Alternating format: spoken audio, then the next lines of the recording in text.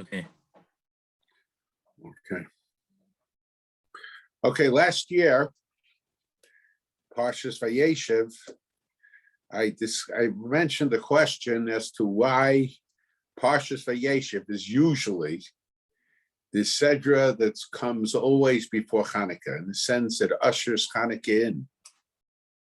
And now, the truth of the matter is, it's not a question that would have bothered me, except for the fact that many ask it. Some Sofer discusses it. My uncle discussed it, because the Sedras were set up by Ezra HaSofer. And Ezra HaSofer, he predated Hanukkah.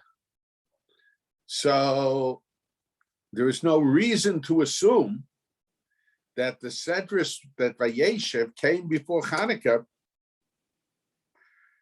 because of a special reason. It could be that it just turned out that way. However, my father would always say, and I know that many others say it in one form or another, that all the issues that face a person in deciding what to do, a person should look into the Seder of the week. I know Lubavitch has such a Masorah. My father says that he heard that from his father. And I've heard many people suggest that. And that was obviously the logic of the Chassam Sofer, of my uncle, and all of those who raised the question. In other words, if a question will arise tomorrow about something, what action to take, according to this approach, I should look at the Seder of the week, and that should play a role in my making a decision. So if that's true about something that didn't take place yet, that certainly should be true about a holiday that has been celebrated for thousands of years, for a little more than 2,000 years. Anyway, so last year, I should say, I mentioned that there is a question. Actually, this question I saw in the writings, in the Sichos of Lubavitcher Rebbe.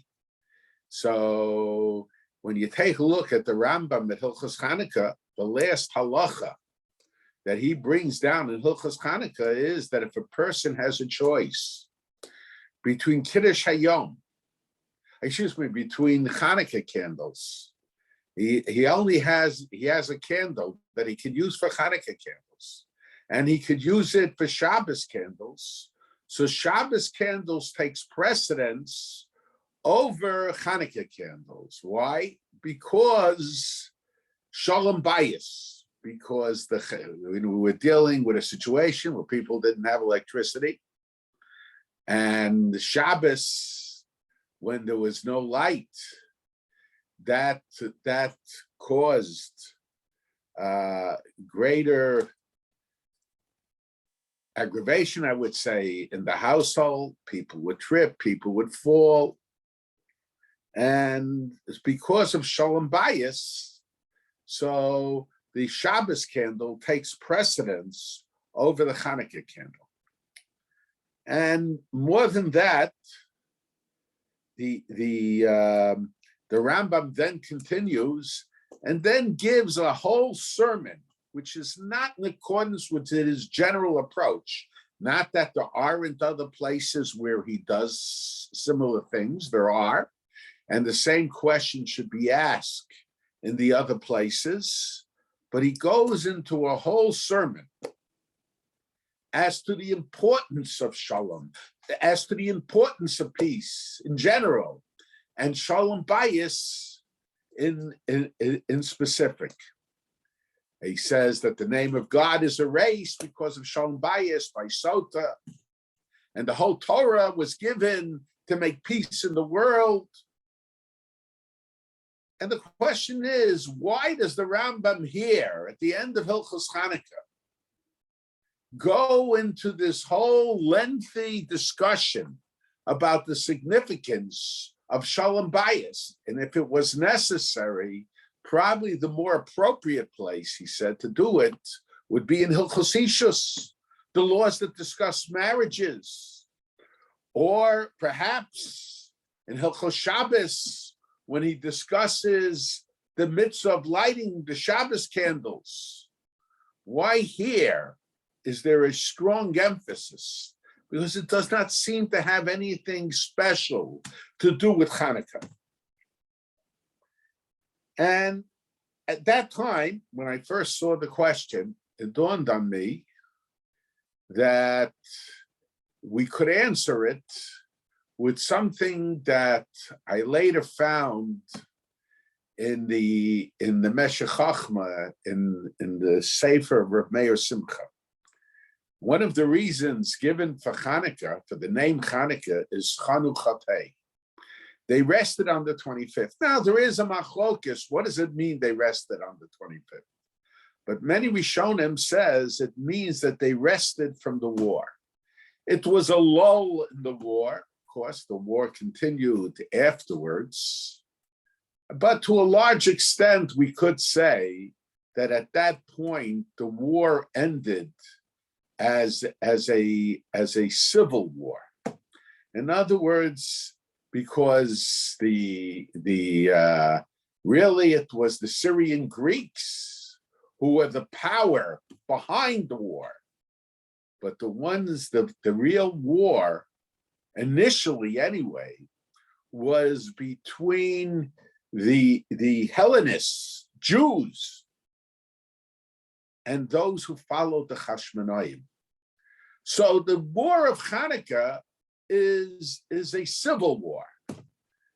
It's interesting, Chazal, they don't refer in the Tfilas or even in the Gemara, there is no emphasis on the fact that it was Jews, that it was the Hellenist Jews that were at war with the Hashmonaim. And it could be either that they did not want to identify them at that time, while they were rebelling against God as Jews, or it could be they just, in a sense, they did not want to speak ill of people within the Jewish nation.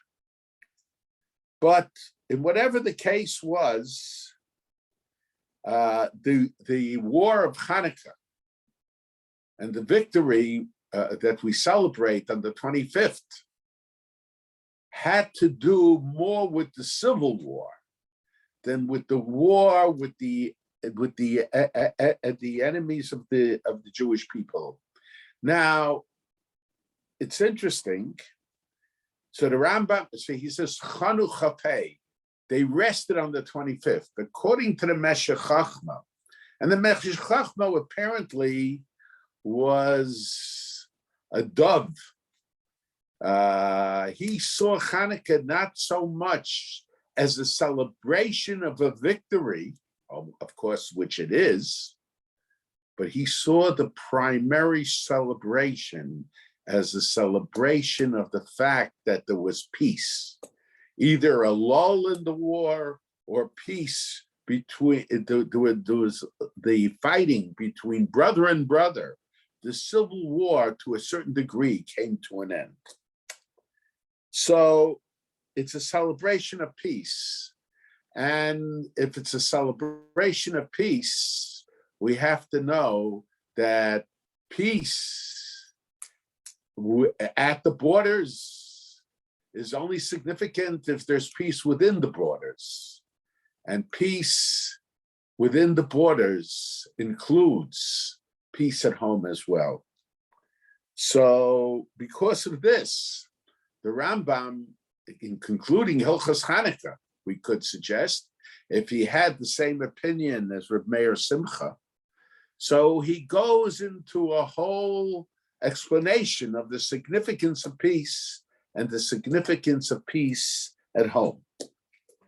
However, the truth of the matter is, when you take a look at the words of the Rambam, it does not appear that he had that same attitude towards Hanukkah that Reb Meir Simchas had.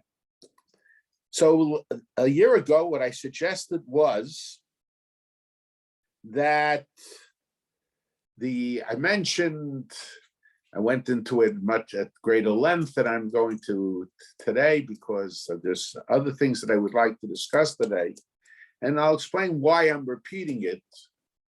There is a halacha under laboratory conditions. Of course, we don't have those for the most part in this country, in Chicago, because of the weather and perhaps for other reasons as well. It's dangerous.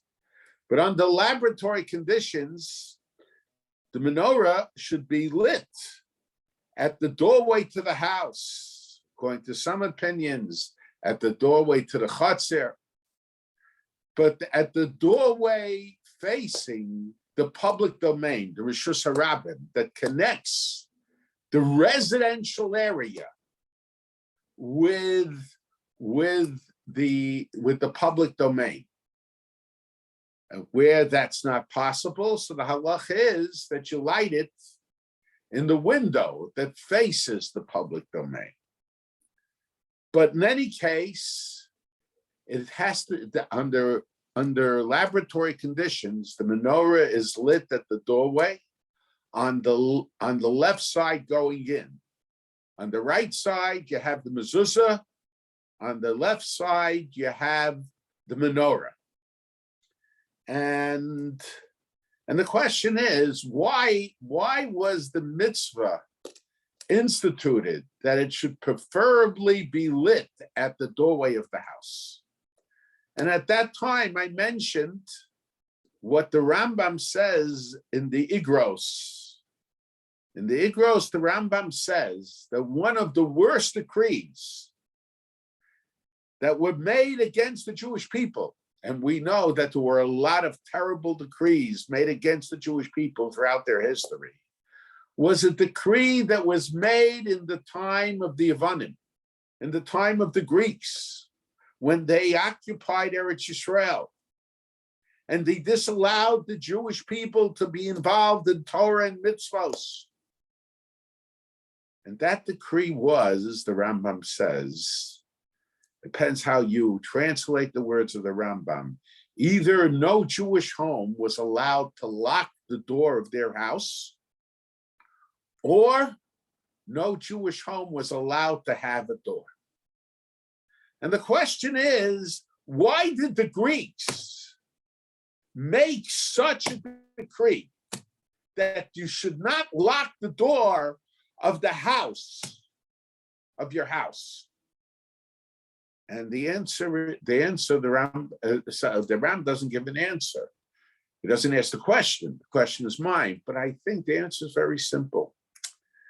The Greeks knew something that perhaps it would be good if some of the Rosh Yeshivas and rabbis today would realize, that the bastion of perpetuation of Torah.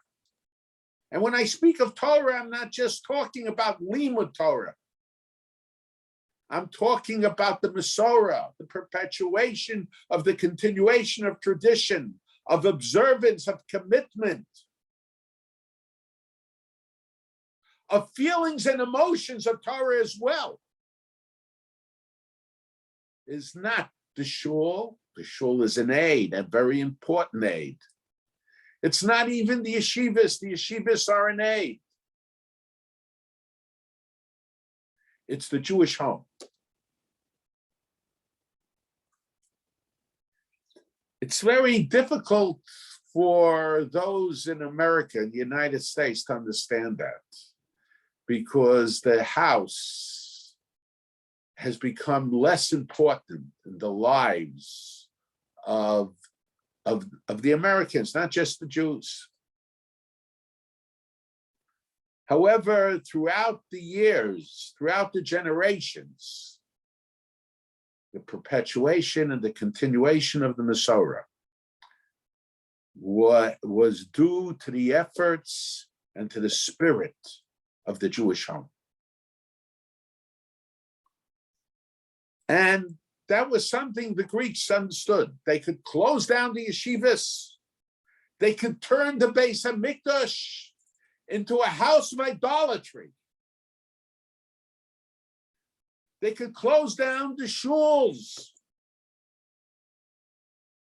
But Jewish tradition will continue because of the Jewish home.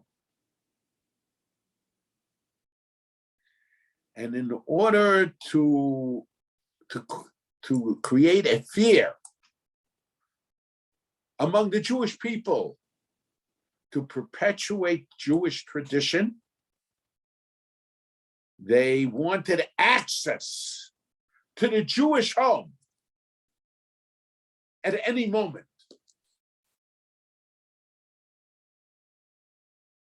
And because of that, they made a decree that no Jewish home should either be locked or have a door.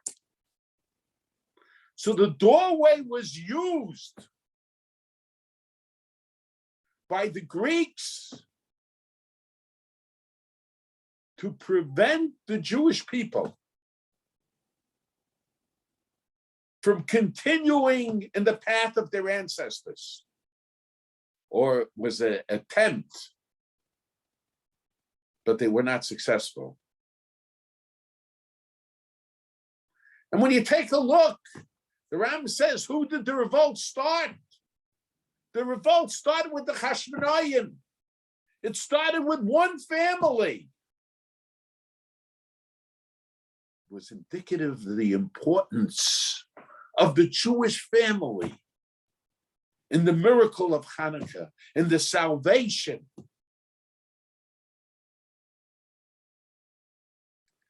And I think that's the reason why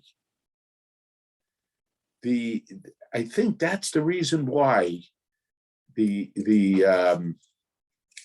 Chachamim instituted, our sages instituted, that the Hanukkah candle under laboratory conditions should be lit at the doorway of the house, the doorway of the chutzner, of the courtyard, whatever it might be. Now,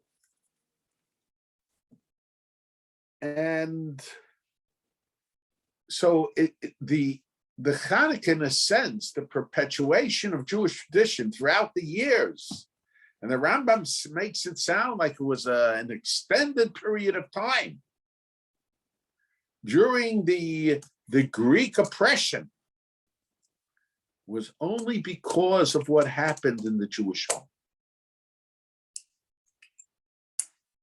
So, but when is it that the Jewish home could be a bastion of the perpetuation of Jewish tradition, in spite of what was going on outside in the streets with the Hellenists and the Greeks? Only if there's peace within the house. But if there is no peace within the house, then the house cannot serve as an instrument in the perpetuation of Jewish tradition, especially under those circumstances. Radical groups that take over countries, how do they find out what are the true beliefs of the people who oppose them? They use the schools. They talk to the students. They find out what the parents are saying. And this information is conveyed. That's why it's very, very dangerous. The schools can be used to oppress a people. And I think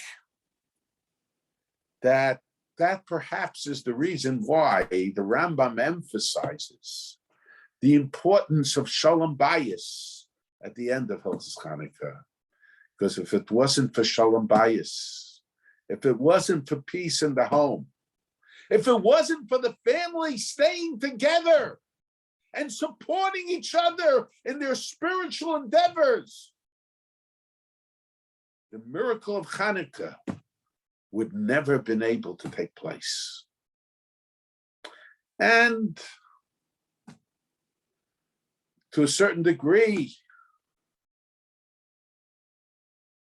we say this on Pesach.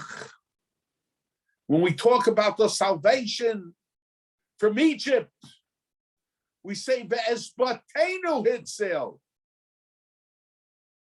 God not only saved us as individuals, but he saved us as our homes, as our families.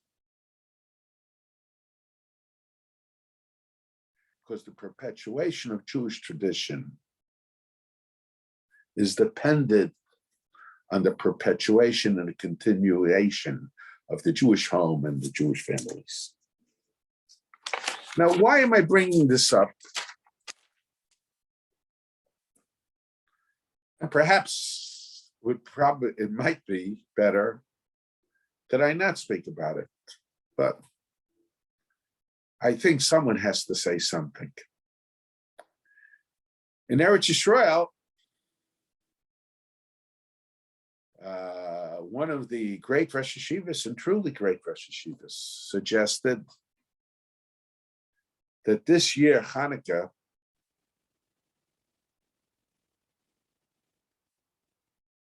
there shouldn't be those yeshivas that had vacation on Hanukkah previously, should not have vacation on Hanukkah. Why? So they say the reason is because the Greeks made a decree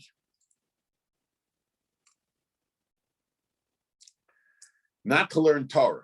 So we should stay in yeshivas Hanukkah to learn Torah. I have trouble. Oh, and could be in Eretz Yisrael, it might be a good approach. But unfortunately,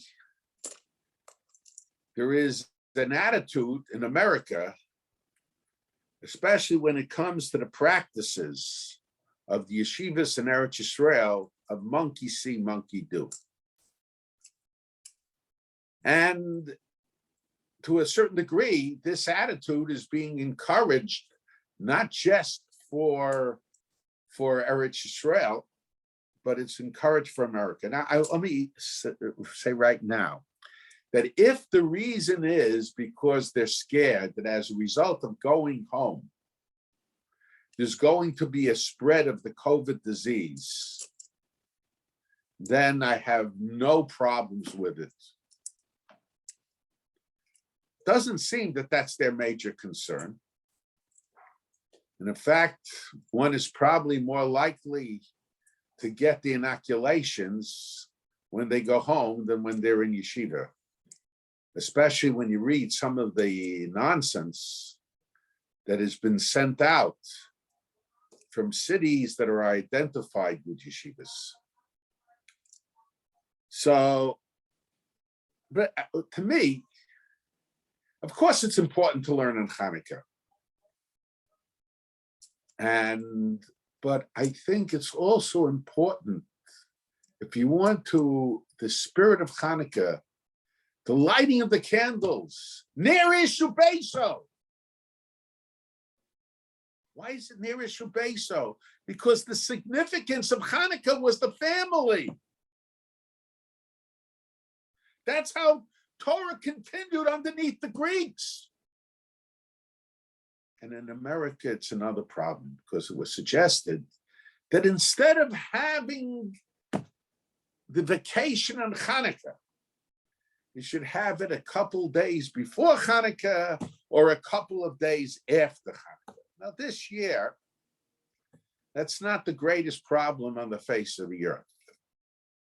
However, this will be an excuse, especially for those in the modern Orthodox community, that instead of Hanukkah vacation, they'll have Christmas vacation. After all, they want to follow the Rosh Yeshivas of Eretz Yisrael.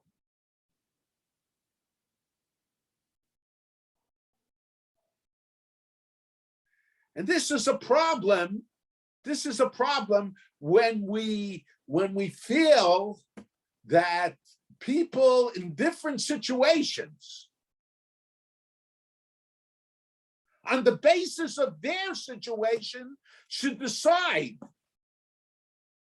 about situations that they don't really have contact with.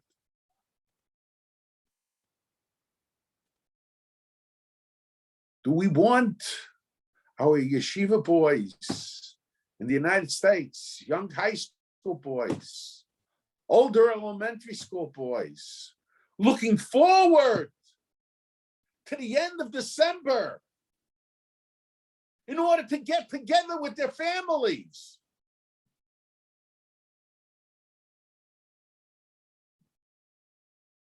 Is that how we're going to perpetuate Jewish tradition?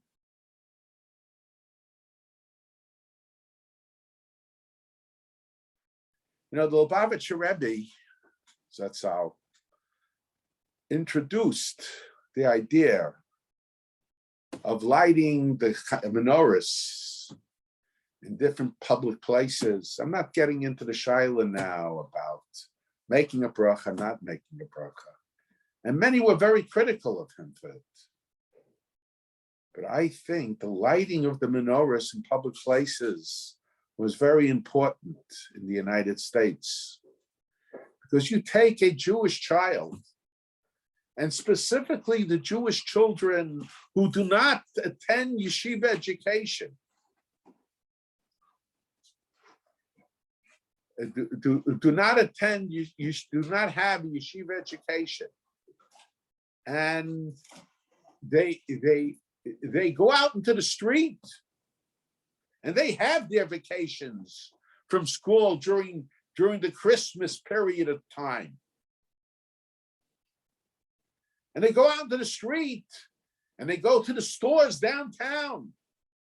And what do they see? They only see decorations, or they only see decorations that have to do with other religions. They need something to remind them that they're Jewish, that this is my decoration. I don't mean to make the menorah a decoration, but what do we want them to be impressed about? And I think so. This has, but I think there is another connection between that, not just based on peace within the family, because Parshas Vayeishev, what does Parshas Vayeishev talk about? It talks about a split in the family of Yaakov that went on for years, and ultimately the restoration of the peace within the family of Yaakov. And we have to always be on guard that there shouldn't be a split.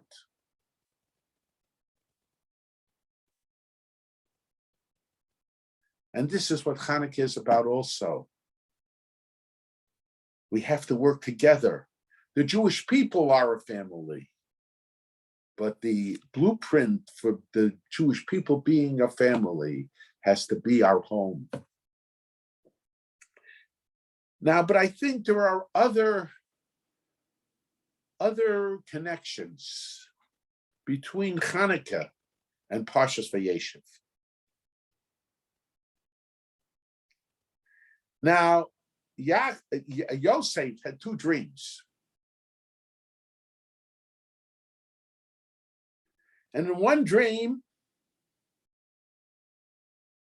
he says, he says, Hashemesh v'hayareach v'charasar kochavim.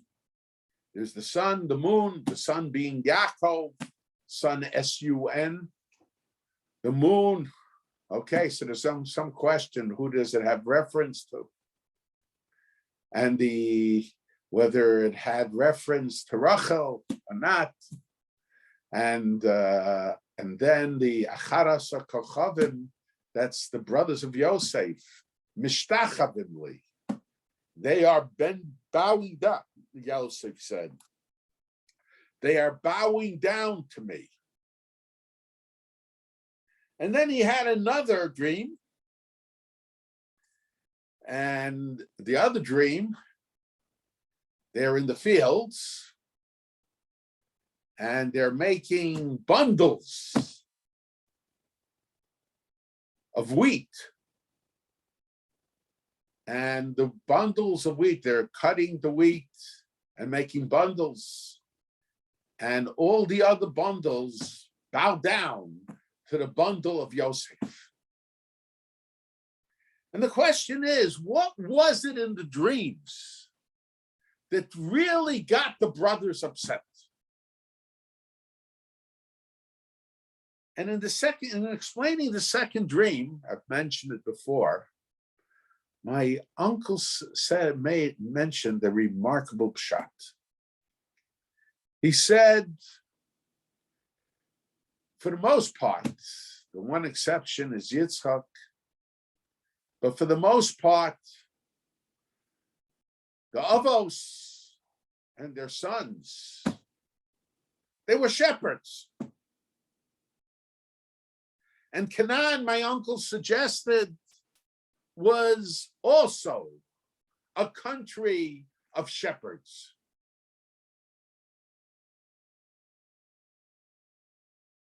And all of a sudden, Yosef has a dream. And in this dream, they're no longer shepherds, they're farmers. So Yosef was telling them the situation is going to change. And to a certain degree, he's saying we have to prepare ourselves for that change. I've mentioned many times, what was it about the Meraglim, Roshei B'nai Yisrael Hamer, leaders of the Jewish people? And then they come after 40 days absence, and they lead a rebellion against Moshe, against HaKadosh Baruch Hu. How are we to understand it? But the situation changed. The Jewish people built a golden calf. 40 days earlier, they said, Nasa v'nishma. According to our sages, they were on a level higher than angels. And 40 days later, they stand in front of the golden calf and say, Elu Elohecha Yisrael.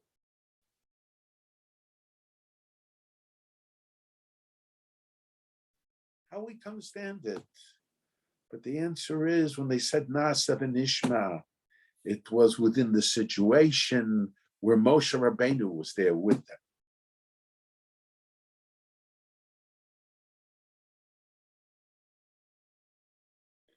But Moshe Rabbeinu disappears from the scene for 40 days. The Meraglim go away, the spies go away from Moshe for 40 days. The milieu changed. The situation changed. You can have people who have what we call situational commitment. And unfortunately today, to a large degree, Jewish education is focusing on situational commitment. We prepare the Talmidim to live only to be committed if they live in a particular type of community. Ignoring the fact that many, because of circumstances, might have to go to a different type of community. And ignoring the fact that maybe for some it would be better being in a different type of community. We're not preparing them for the different changes. My father mentioned, I don't remember if it was in Rabbi Meir Simcha's name or in his own name, that Kaf Aleim Kar Kegigis, God held the mountain over the heads of the Jewish people and said, Im tekablu haTorah mutab. If you accept the Torah, it'll be good. Bimlav, if not, shun, there will be your grave. And the question is, why does it say there will be your grave? It should say here will be your grave.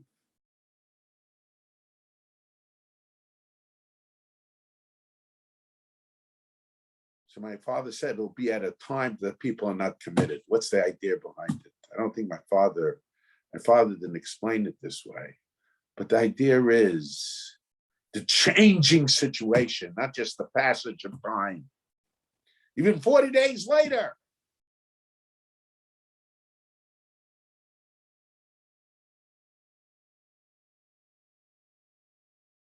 Yosef is called Yosef HaTzadik. Why? Because Yosef was not when he was in Mitzrayim alone. He was committed like he was when he was in the house of Yaakov. My father would say, Tzadik katama yifrach. The tamar is a tree that grows in the desert, in the spiritual desert.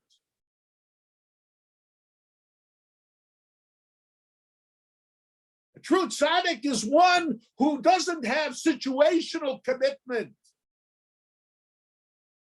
Only situational commitment. Of course, everything else being equal, it's always good to be in a good community. But no one knows what the circumstances are going to be.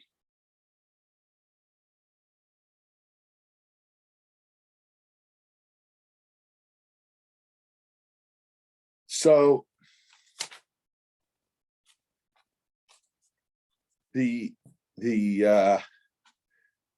so in other words, that was Yosef. Yosef understood that the situation was going to change. The brothers thought, here in Eretz Yisrael, here where we live for generations, here where we were shepherds, we just have to keep everything the way it was. And that will make us secure religiously in our commitment to HaKadosh Baruch Hu. So they felt threatened by Yosef's dream that the situation will change. And my uncle mentioned, why is Avram Ivri? Avram Ivri, Me'eva Hanar, he went from the other side of the river.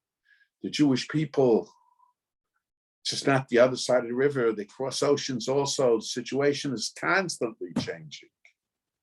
We have to prepare for constant changes in our situation, and especially on a religious level. So, and I think when you take a look, who is it the ones that led the rebellion against the Greeks? And against, more than the Greeks, in a sense, against the Hellenists? It was the Kohanim. They were the generals. Yehuda, he was the general. He became later the king. Or Nasi, there's different titles ascribed to him. And Yehuda was the Kohen Gadol.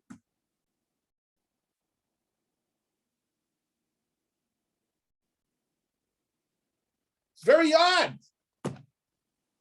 Shevet Levi, the Rambam seems to imply, but not just the Rambam, Shevet Levi doesn't go to Milchama, doesn't go to war. And all of a sudden, it's Shevet Levi, not just Shevet Levi, it's the Kohanim who are leading the battle. From the perspective of today, that was probably the biggest ness of Hanukkah. So, how are we to understand it? They're the ones that don't go to battle. Now, it's very interesting. There is a contradiction between the Bavli and the Yerushalmi in Sota about Asa. The Bavli tells us that Asa made Angarya b'Talmidei Chachamim. Asa was punished, became sick, he died. Why? Because he drafted the Talmidei Chachamim. The Chol Yehuda, he drafted everybody. All of Judah. Chassan, Kala. Everybody was drafted.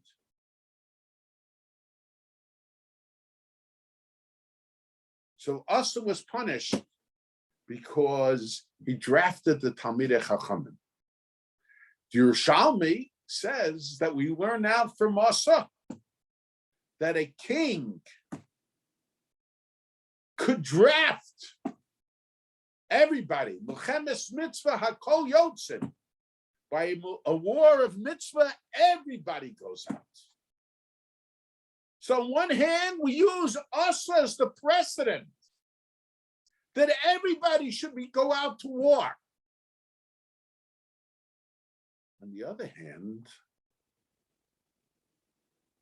us is punished because he drafted everybody. How are we to understand it?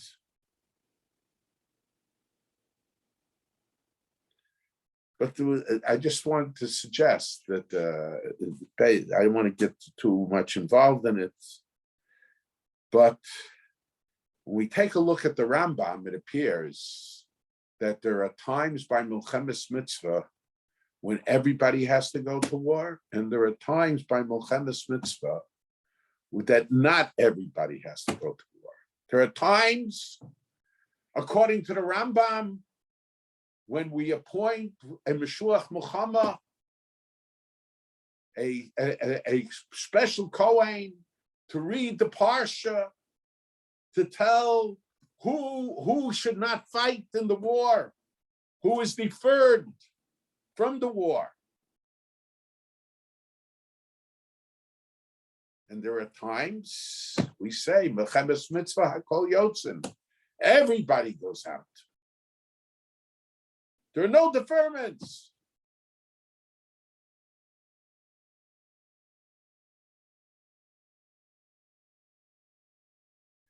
But I think the pshat is like this.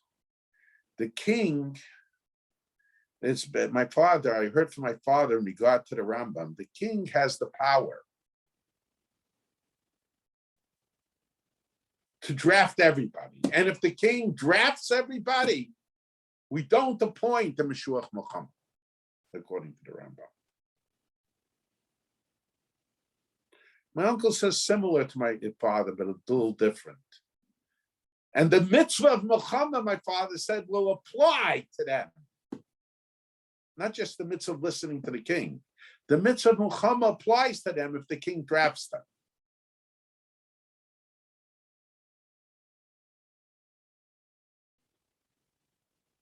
But if the king doesn't draft them, so we read the list of deferments, those people who do not have to go to war.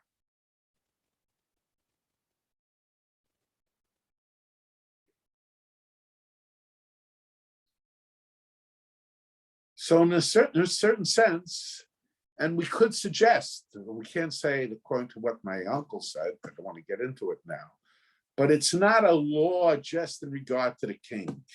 The king acts as the leader of the community. He acts on behalf of the community.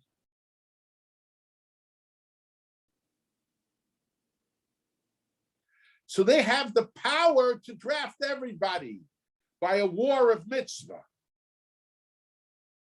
But they're not allowed to draft unless it's necessary. They have to make an evaluation. Is it necessary or isn't it necessary? The general rule is that the Levi, the Kohen, didn't go to war. But there are situations where Makom Sheinish, Mishtadlin Liyosish. The Rambam tells us that almost all the people followed the Hellenists. So the Kohanim evaluated, this is a different situation. Yes, commitment to Torah under normal circumstances was for them not to go to war. But the nature of the commitment changed because the nature of the situation changed.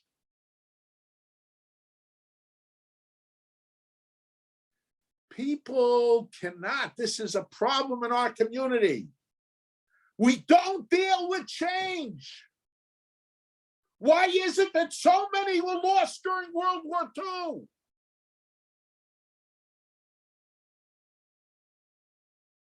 Because we had an attitude, Olam K'minhaga Noah. Let everything continue as it was.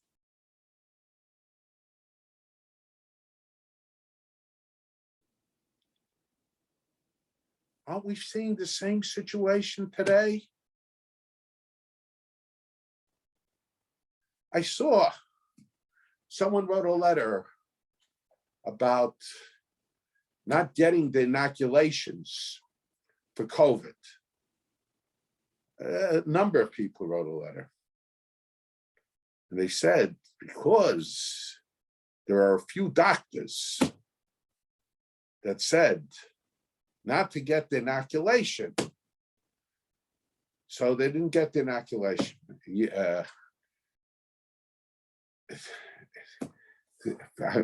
And they printed even pictures of them. If you make a list of the doctors who said to get the inoculation, it would be the size of a telephone book. And they were able to put on 3 pages the pictures of a couple doctors who said not to get the inoculation. Let's face facts. The reason they're following these doctors is not because the doctors said it. It's because they don't want to get the inoculation. They want to say the doctors don't know. We know better. Sheval Taisadim. Do not take action when there is a doubt. That's the halacha. Oh. But when it came to Simchas Torah and everybody had to dance around to spread the COVID, both this year and last year, I didn't hear anybody say Sheval Taisadim.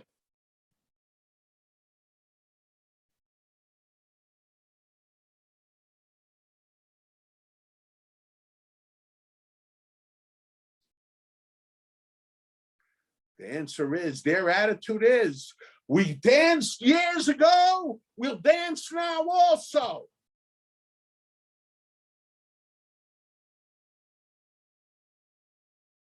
Hi, it's a sakana.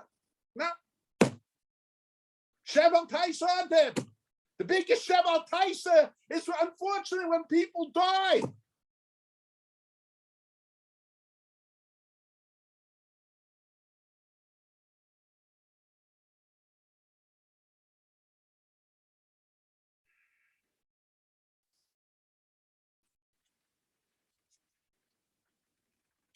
Now, so we have to recognize the changing situation, of course. Of course, and I'll tell you, Reb Chaim pointed Reb Simcha Zelig Rieger as the dying of brisk. And I'm not finding fault at the very beginning. But we saw so many people dying.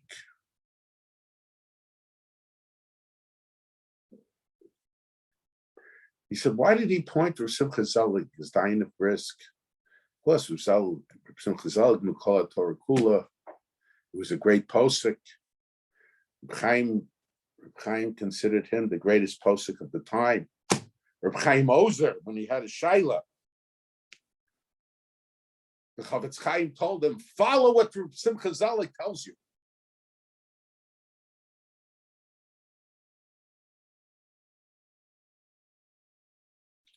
Chaim said, because Reb Simcha Zelig had the ability to say, I made a mistake.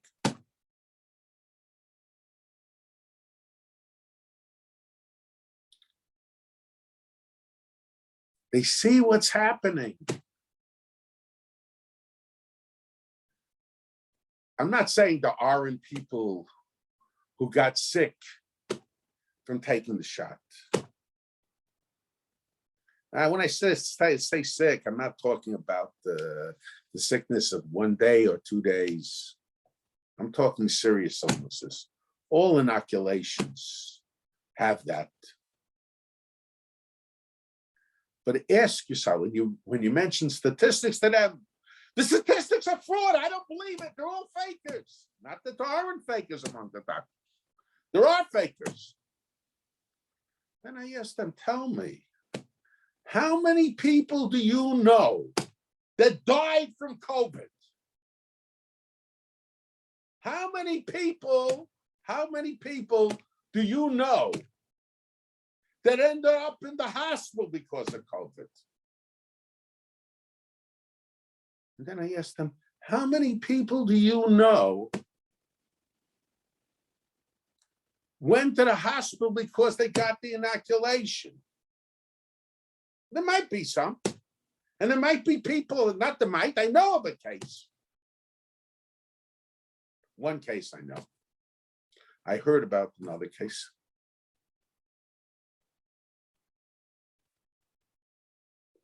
So, but there are many more people, a lot more people. I said, if you don't believe the statistics, then the only thing you can rely on is what you see yourself.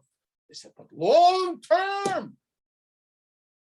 So I said, long term, we already see people getting strokes, people getting heart attacks, long term from COVID. I said, yeah, but wait 20 years. I said, do you know the results in 20 years from now from COVID?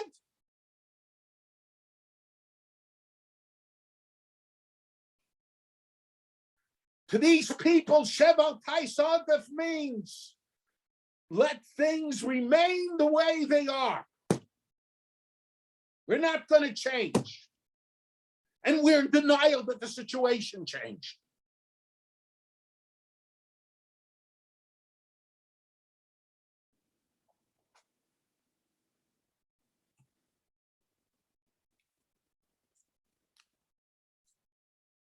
So this is the idea behind the dream is the recognition that the situation always changes and we have to be on guard. And matter of fact, Bikesh Yaakov Leishev B'Shalva Kofsol of Rogso Shel Yosef. Yaakov wanted to be at peace. He wasn't on guard for changing situations. We have to constantly be on guard. And then it's interesting, the Mordechai.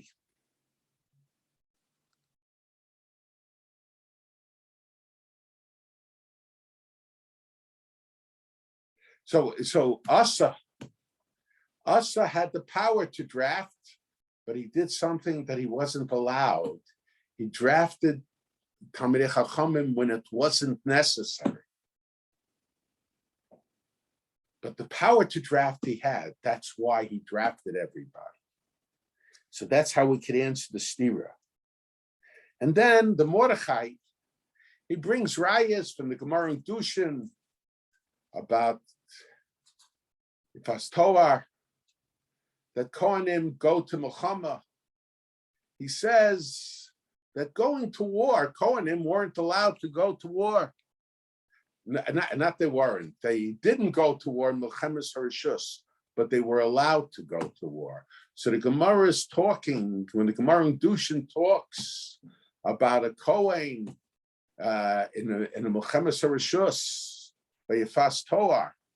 So the Gemara is talking about a Kohen who volunteered to go to war. And it's very interesting. One has to ask a question.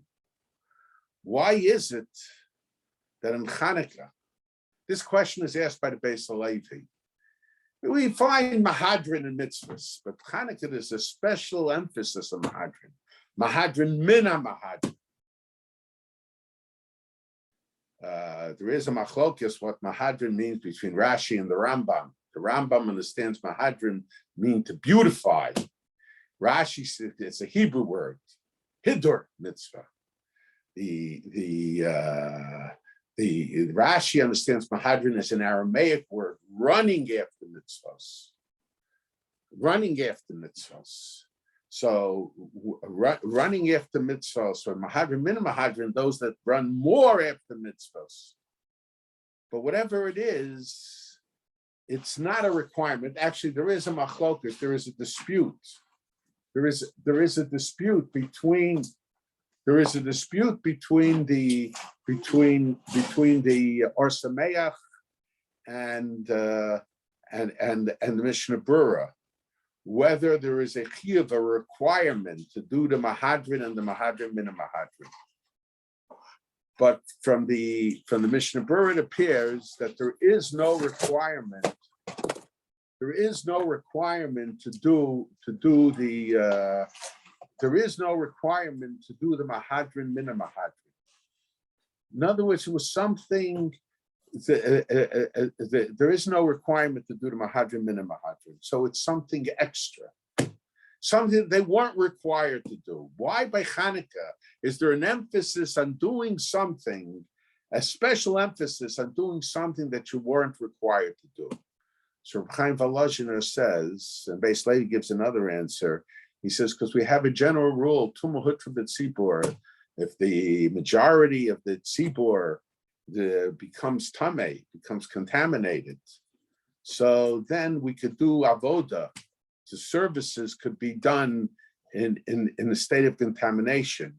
So they were able to use the oil. They would be able to use the oil because of Tumah Hutra b'tzibur. But it's certainly better to do the mitzvah in a purified state. So because they went out of their way to find purified oil, God made a miracle that allowed them to do the mitzvah in a more mehudistic state, in a better situation, better way.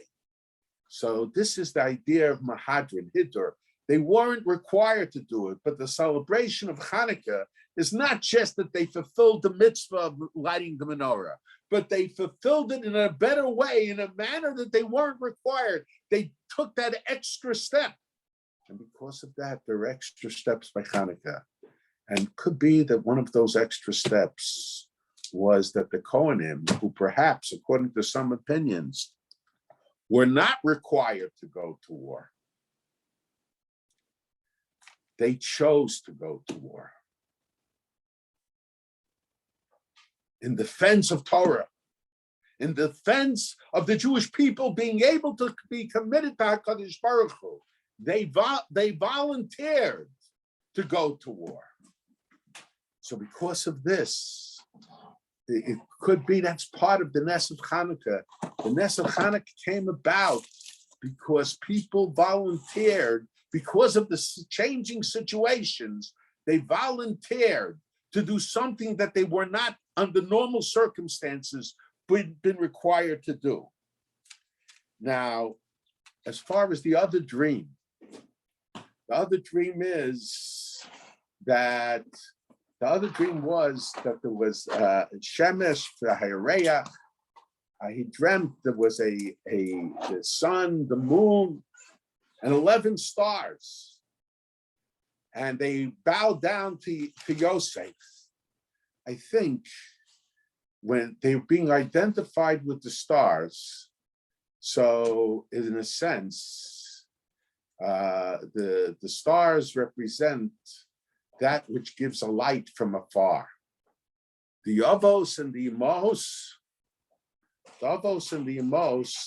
they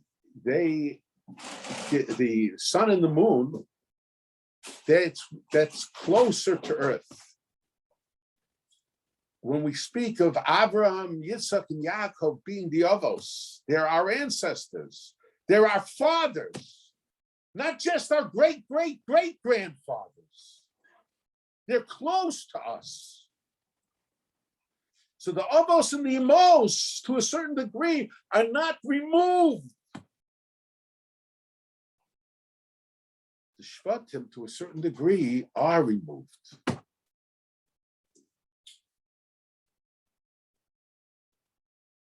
But the light of the Avos and the Emos penetrates the distance of space and time,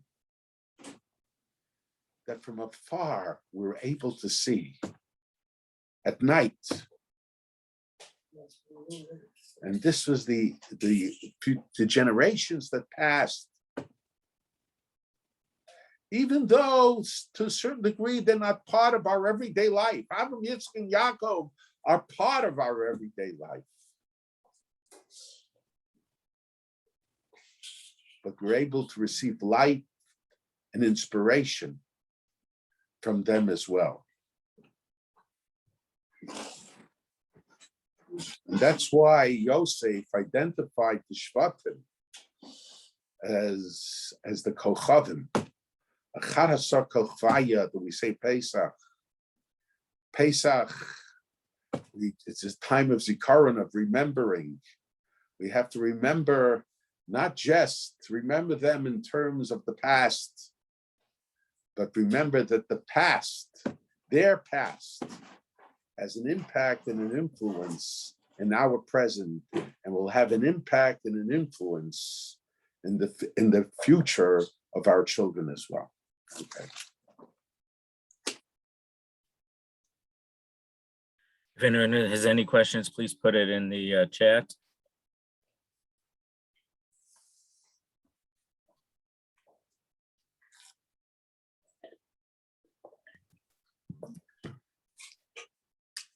I have a big question here. Let's push it off till we get some more. It's slightly off topic, so I'll wait if we get some on topic questions.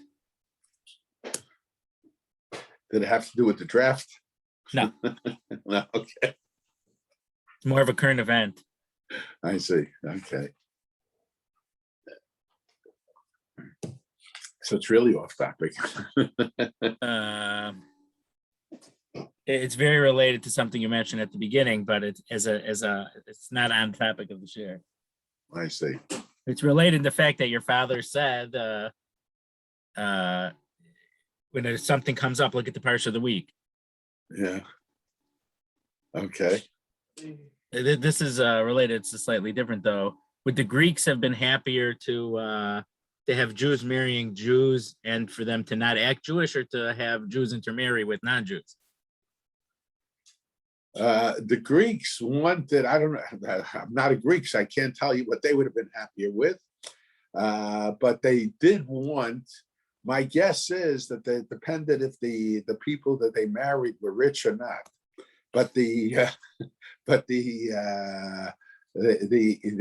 clearly you see that many of the officers, the Greek officers, married Jewish women, but they came from special privileged families.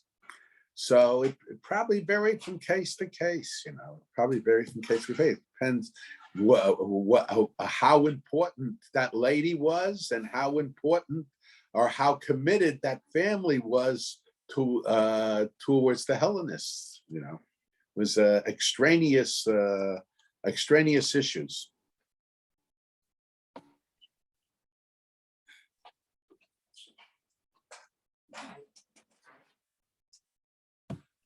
Does the war between the left wingers and right wingers in Israel remind us of the time of the Hellenists in Hanukkah?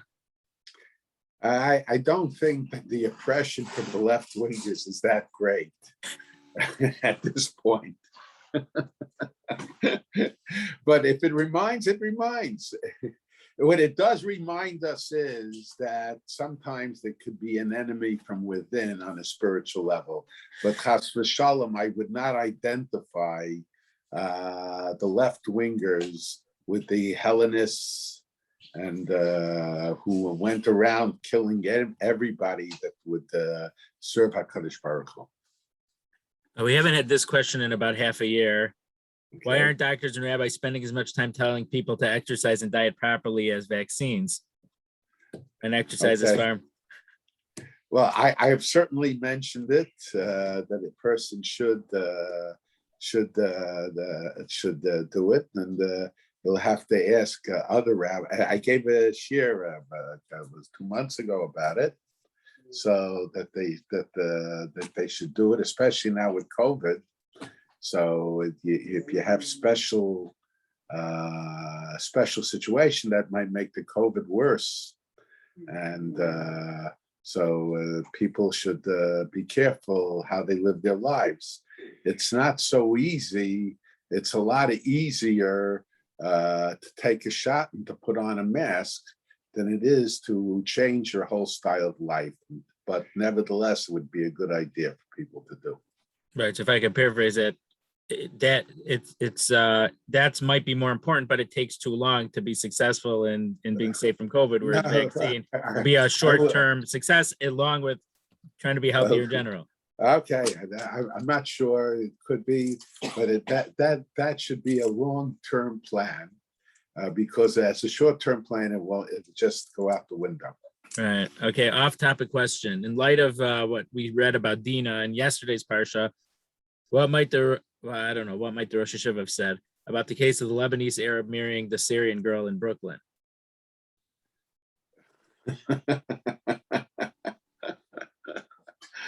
I think under our present day circumstances, I would express what Yaakov said, and under our situation today, Yaakov would have said not to use those type of actions. And I think what we have to do is, on the contrary, we have to be more careful about ourselves, because this woman wasn't raped. She just wasn't given the facts, the true facts. So this is a call for the Jewish community to check into the background of the person that they're going to marry, or that their daughters or children or congregants are going to marry. At one time, the non-Jews were not so interested in marrying the Jews. Today, that situation is changing, and even those that are the natural enemies, and that was the surprise here, the natural enemies of the Jews want to marry Jews and be identified as Jews.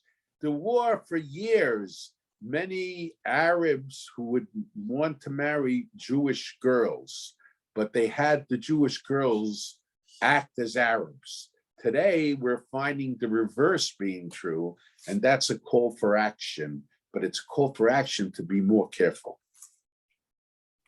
Right. I mean, I do know someone who was a social worker in Israel for organizations that an Arab they go to university with an Arab, but the Arab said his name was Moshe, not Mohammed, and then they got taken in by that. So that is a real risk. Well, you have to be more careful. You have to be careful. I'm not limiting to that, but there are organizations that are. I understand, right? They have to check, that's right. if the Avos were always shepherds until the situation changed, how would the mitzvos hatluyot ba'aretz ever come into play? My guess is, well, we find that Yitzchak took off Meiser. So Yitzchak did, but for the main part, they wore shepherds. Right. So they obviously had to plant a little bit, but that wasn't the planted a primary. little bit. You see, Yitzchak planted a little bit, but they talk about planting one time. You understand? That's what it is. But okay, you know. What is the Torah's point of the story of Dinah? The Torah's point of the story of Dinah. Well, the Torah, there's many points. One is Vayetze. My father would always say we have to be friends with the non-Jews as well as the Jews, but there's a difference between friendship and fellowship. And Vayetze liros b'vnos haaretz, that might have been a form of fellowship rather than friendship. So that and that could cause, when you socialize without any limitations, things happen. So that's one warning that the Torah tells us. I'm sure there is a lesson to be learned from every pasuk. She was Yatsanis. She was one who in a sense liked to go out. Not talking, go out in terms of her involvement with people. And a person has to know that there should be a certain degree of restraint. Of course, we have to be involved with everybody. We have to help everybody, but we cannot let our guard down.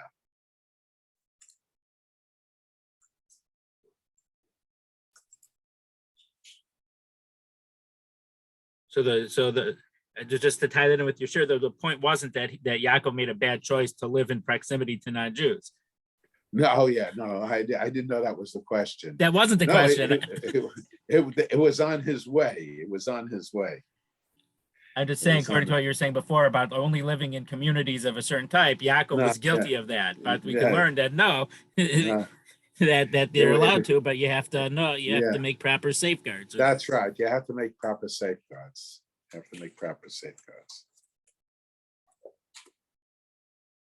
Okay. If Asnas was the product of Dinah and Shem, was it meant for her to marry Yosef? Well, yeah, Medrash says that was true. That's right. The Medrash said, Yeah. Okay. So thank you everyone for being here. Or was Yosef marrying her the Tikkun? I don't know the Tikkun. Okay. All right. It's Kabbalah already. Okay, so Mir Hashem next week. For those in Israel, it'll already be Hanukkah. For us, it'll still be Erev Hanukkah next week, right? Yeah.